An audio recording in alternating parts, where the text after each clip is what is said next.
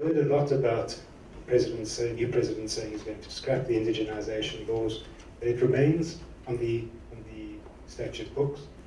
I understand that certain sectors, the 51% requirement is going to be retained for diamonds and platinum. That's what I read. And I think, what happens to the firms who actually have complied with the 51% rule? I mean, well, what happens to them? Can they divest? I think it's a bit of a catch-22. So those who didn't comply with the law are going to effectively benefit, but those who did comply with the law are can I say, penalized. So I think, I always say I'm famous at Worksmans for saying devil is in the detail. When they say they're going to repeal the indigenization laws, what does that mean? Are they going to replace it with a lower threshold, as in South Africa? Is it going to be a voluntary, or is it going to be like South Africa, a type of BEE rating system? Is indigenization going to be a key for foreign and South African investors doing business in Zimbabwe going forward? I know it's speculation, but I think we welcome your thoughts. Let's start with Stanford. Thank you. As you know, the current indigenization law in Zimbabwe is that any person who is not an indigenous person must dispose of 51% equity in his company or business to an indigenous Zimbabwean or a group of indigenous Zimbabweans. An indigenous Zimbabwean is defined as any person disadvantaged by discrimination prior to 18th of April 1980, which really makes it a euphemism for a black Zimbabwean. It's basically saying anyone who was discriminated prior to the date of our independence is the indigenous Zimbabwean. So you can see, you can be a citizen without being an indigenous Zimbabwean. That's one of the problems with that law. In other words, as long as you are not discriminated against, you do not qualify. On the other hand, no one has tried to argue that although they are not black Zimbabweans, they were discriminated against before independence, and therefore qualify under that definition. No one has tried that. So the Chinese argument here has not been tried in Zimbabwe, for instance. The extent of compliance is so poor that the question that you raise is not going to really be of any significance. In other words, I'm not aware of any significant entities that have disposed of 51% equity in a manner that is irreversible. For instance, you do have some transactions which were done as vendor-funded transactions. All those really were dependent on the company performing at a level that most Zimbabwean companies can't perform. So 10 years from the date of the transaction, it is possible to unwind those transactions. Then as far as those which had not been implemented are concerned, there is going to be provision for one to apply to amend one's indigenization plan. In other words, you say, I submitted my plan, it was accepted, I provided for sale of 51% equity. I now do not wish to sell 51% equity. I would like to empower communities in which I do business in a different way that does not involve loss of control of my company. That's, I think there's going to be a lot of companies in that situation which had not implemented indigenization and therefore would like to amend their indigenization plan. Platinum and diamonds, yes, they are still covered by the 51% requirement.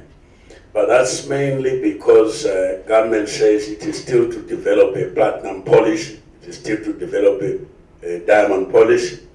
As I understand it, after those policies are developed, it is very likely that there will be relaxation as far as those are concerned as well. It is actually quite good that the current Minister of Mines was a CEO of one of the platinum companies. So he understands the sector very well and understands the limitations that made it very difficult for us to leverage platinum for the development of our country. I think it's fair to say that the Indigenization Act in the first place was aimed at Zimbabwe's minerals and at the mining sector. So it comes as no surprise that a portion of that has really been kept for the key. It's interesting that gold is not in there because Zimbabwe, as Stanford mentioned earlier, a very big gold producer. But I think the worry is that he said he'll repeal the legislation. There's a real trust deficit in Zimbabwe, and I think we are still talking about a president who represents a party that destroyed his own country, and so we can't disassociate. I hear what you say, and I think he has a lot riding on him because of the way that the change happened, the political change. He was basically very much driving it. It wasn't an election-driven process, so he does have to make good on the things he promised. But there are worrying signs going. As you might know, election time is about 3 months or so away, which is not very far away. The president's making a lot of pronouncements. He's not really in a position to do very much before an election in terms of the time process, changing legislation. There's been very little sign of changing a lot of the repressive laws and the laws that gave ZANU-PF a distinct advantage in previous elections.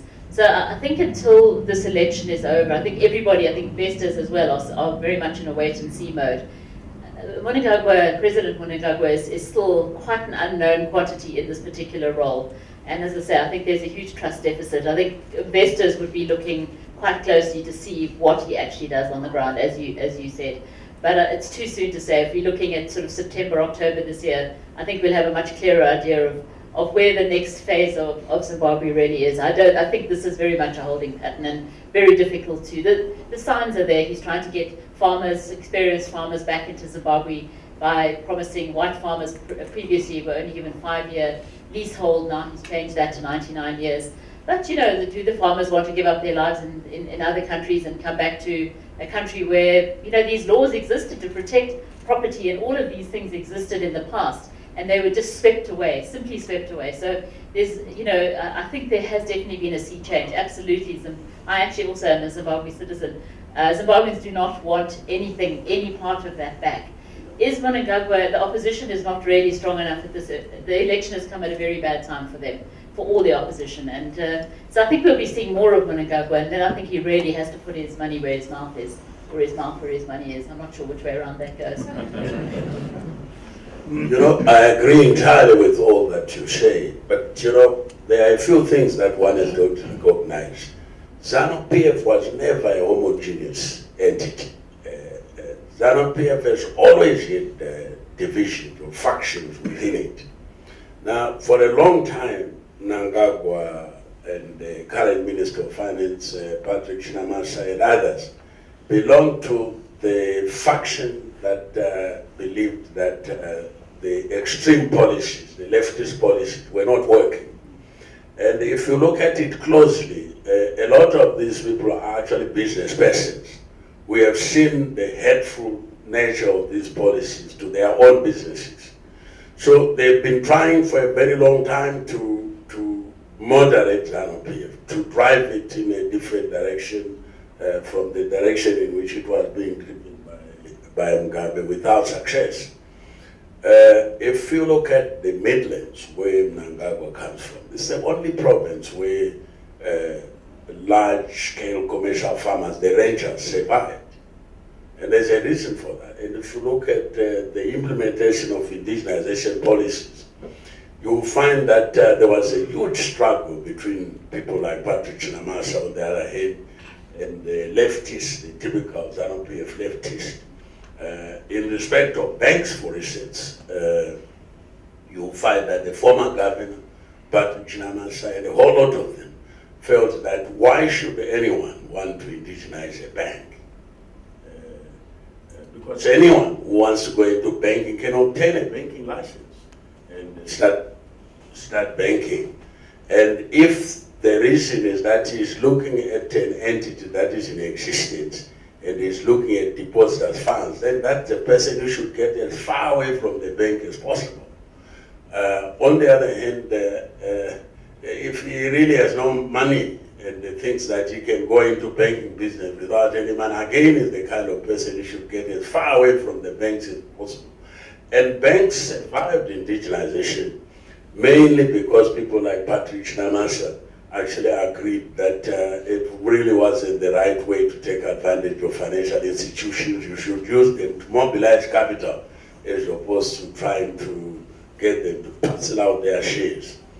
So there was always that argument between the leftists and the moderates, and fortunately the current president and a lot of his supporters were in the camp of the moderates. So that gives me hope that what he is saying is something that he will want to implement.